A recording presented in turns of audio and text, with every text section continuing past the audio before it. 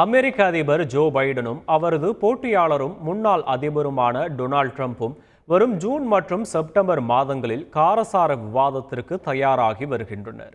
இருவரும் அதிபர் தேர்தலில் களம் காணும் நிலையில் CNN நடத்தும் முதல் விவாதம் ஜூன் 27 அன்றும், ABC நடத்தும் இரண்டாவது விவாதம் செப்டம்பர் 10 அன்றும் நடைபெறவுள்ளது.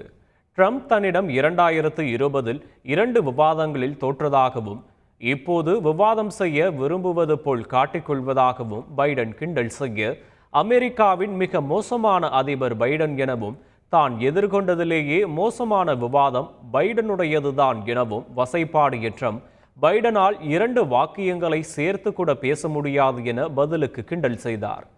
தற்போது இருவரும் மாறி மாறி வசைபாடி வரும் நிலையில் எதிர்வரும் விவாதத்திற்காக அமெரிக்க மக்கள் ஆர்வத்துடன் காத்து கொண்டிருக்கின்றனர். சீனா சென்றுள்ள ரஷ்ய அதிபர் புட்டின் சீன அதிபர் ஜி ஜின்பிங்கை சந்தித்து பேச்சுவார்த்தை நடத்தியுள்ளார்.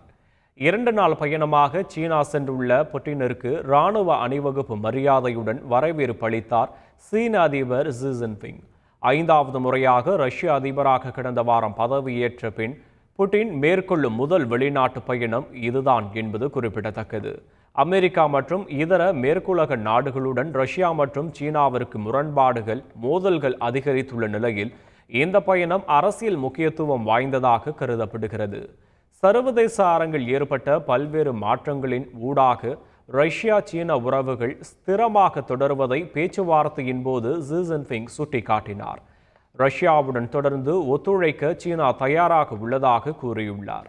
ரஷ்யா சீனா வர்த்தகத்தில் டாலருக்கு பதிலாக ரஷ்ய ரூபிள் மற்றும் சீன யுவான் ஆகிய கரன்சிகளின் பயன்பாடு 90% அதிகரித்துள்ளதாக புட்டின் கூறியுள்ளார். செய்திகளை உடனுக்குடன் தெரிந்து கொள்ள உடனே சப்ஸ்கிரைப் பண்ணுங்க.